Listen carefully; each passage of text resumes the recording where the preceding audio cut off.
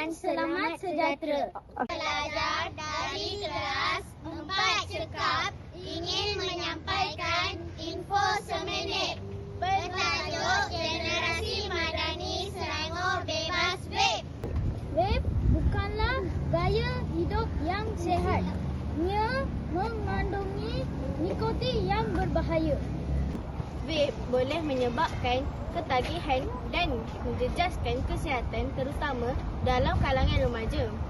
Kempen ini bertujuan menaikkan generasi muda sihat, berdisiplin dan bebas daripada pengaruh vape.